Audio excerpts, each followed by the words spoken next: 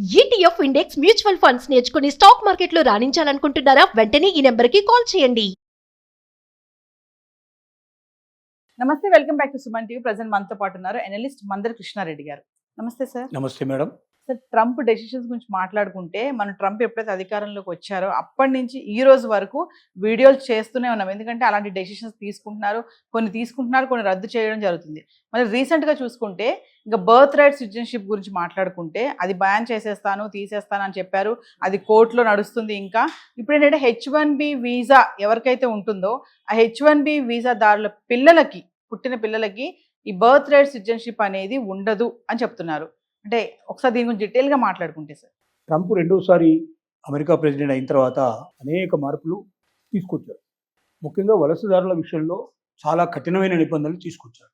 ముఖ్యంగా birth right citizenship అయితే ఉందో, అంటే అమెరికాలో పుట్టిన పిల్లలు ఆటోమేటిక్గా సిటిజన్షిప్ వచ్చేస్తుంది అనేది అమెరికాలో మొదటి నుంచి కూడా సుమారుగా 100 సంవత్సరాల పైన 1868లో చేసినటువంటి చట్ట ప్రకారంగా ఇప్పటిదాకా అది కంటిన్యూ అవుతూనే ఉంది. 100-150 సంవత్సరాలు దాటిపోయింది.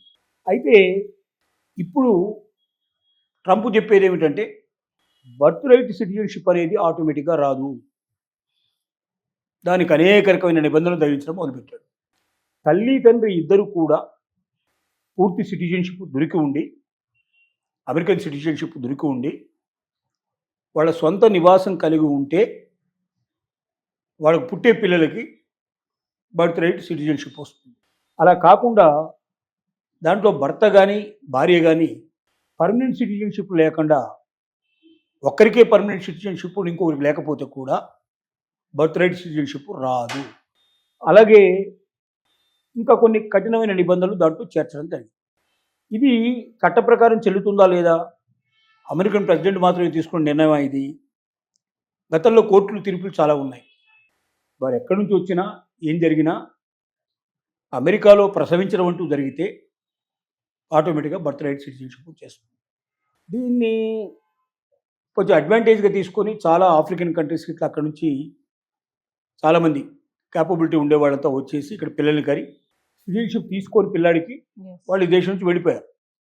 15 ఏళ్ళు 20 ఏళ్ళు అయిన తర్వాత పిల్లాడు పెరిగిన తర్వాత అక్కడ పెంచేసుకొని వాడిని అమెరికాలో ఉద్యోగం కోసం ఇక్కడ తీసుకొచ్చి వీడు పర్మనెంట్ సిటిజన్షిప్ ఇక్కడ ఉంది కాబట్టి వీడికి ఉద్యోగం ఇక్కడ ఇవ్వాలని ఫైట్ చేయడం ప్రారంభించారు. ఇలా అడ్వాంటేజ్ తీసుకున్న వాళ్ళు చాలా లక్షల మీద ఉన్నారు.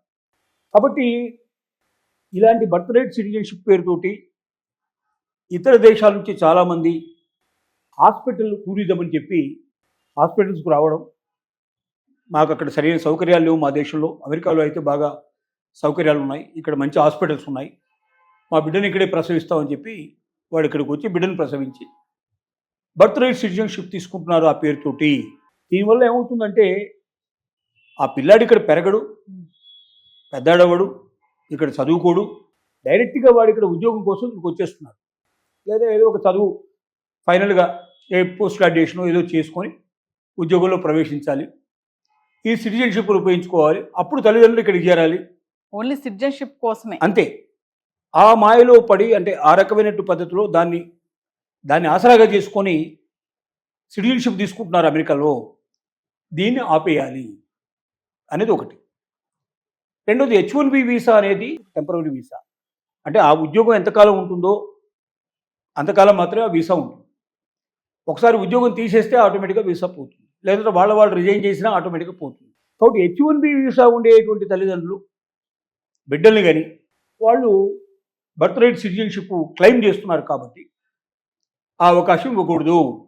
H1B వీసాదారులకి బర్త్ రైట్ సిటిజన్షిప్ ఇవ్వకూడదు అనేది ఇట్లా కొన్ని క్లాజెస్ పెట్టి బర్త్ రైట్ సిటిజన్షిప్ ఆటోమేటిక్గా రాదు. ఇక్కడ వచ్చి బిడ్డని కన్నంత మాత్రాన వాళ్ళ బిడ్డలకి బర్త్ రైట్ సిటిజన్షిప్ ఇవ్వము.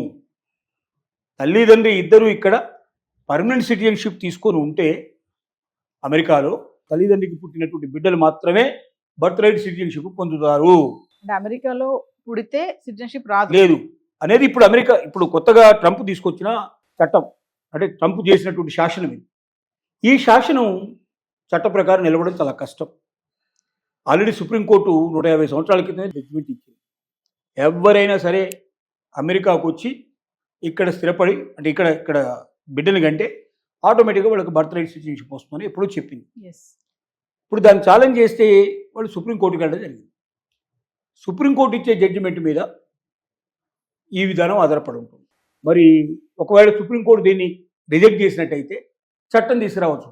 ఎగువ సభ దిగువ సభ 2 సభల్లో కూడా మెజారిటీ పీపుల్తో దాన్ని డెసిషన్ తీసుకొని ఆ డెసిషన్ ప్రకారంగా వీళ్ళు కొత్త చట్టం చేస్తే ఆ చట్టం ప్రకారంగా ఇది చెల్లుబాటు అవుతుంది. అప్పటిదాకా ఇది నిలుస్తుందో లేదో చెప్పలేము. కానీ ప్రస్తుతానికి అమెరికన్ ప్రెసిడెంట్ తీసుకొచ్చాడు కాబట్టి డోలాయమాన పరిస్థితిలో ఉన్నట్టు సిచ్యువేషన్. అంటే అక్కడ పుట్టిన తల్లిదండ్రులు అక్కడ సిటిజన్షిప్ లేకపోతే వాళ్ళు ఇక్కడికి వచ్చి క్లెయిమ్ చేసే అవకాశం ప్రస్తుతానికి లేదు. H1B వీసాదారులకు పుట్టిన పిల్లలందరూ కూడా పరిస్థితి ఇది. దాదాపుగా 58 లక్షల మంది ఇట్లాంటి వాళ్ళు ఉన్నారు దాదాపుగా. మన వాళ్ళే ఎక్కువ ఉన్నారు. దాంట్లో 30% మన వాళ్ళే ఉన్నారు, ఇండియన్సే ఉన్నారు.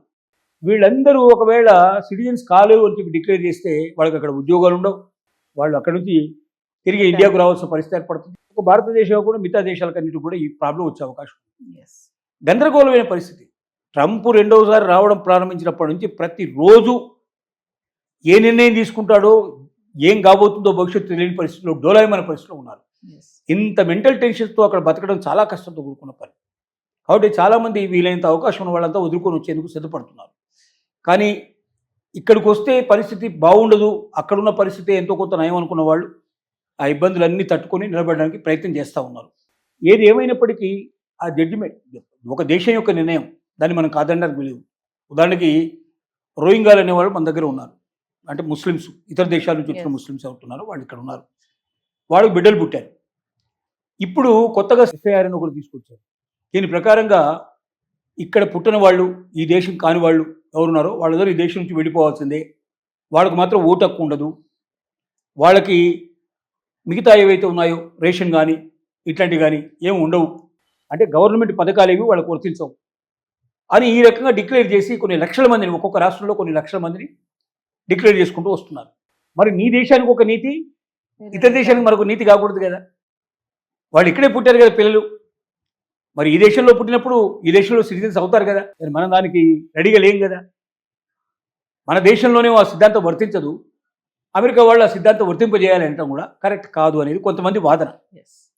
ఏది ఏమైనప్పటికీ ఇది కాంప్లికేటెడ్ ఇష్యూయే. 1 కోటి మంది వరకు సుమారుగా ఎఫెక్ట్ అయ్యే అవకాశాలు ఉంటాయి. అంటే లక్షల మీదనే వీళ్ళు ఉన్నప్పటికీ సిటిజన్స్ ఇంకా రాబోయే వాళ్ళకు కూడా ఈ అవకాశం లేదు కదా. ఇప్పుడు కొత్తగా ఎవరైనా బిడ్డలు పుట్టినా వాళ్ళకి ఛాన్సెస్ లేవు కదా. అందువల్ల ఇక అమెరికా లోపల ట్రంప్ ఉన్నంత కాలం అమెరికాకు వెళ్ళి స్థిరపడి నిశ్చలమైన జీవితాన్ని, సంతృప్తికరమైన జీవితాన్ని అనుభవించడం అనేది భారతీయులకి అసాధ్యమైన పరిస్థితి అనేది మనకు గోచరిస్తున్న విషయం. ఎస్. ఒకవేళ ట్రంప్ పోతే, ఎందుకంటే ట్రంప్ మీద విపరీతమైన వ్యతిరేకత ఉంది, ప్రదర్శనలు కూడా విపరీతంగా చేస్తూ ఉన్నారు, నో కింగ్స్ అని చెప్పి బోర్డులు పెట్టి చేస్తూ ఉన్నారు.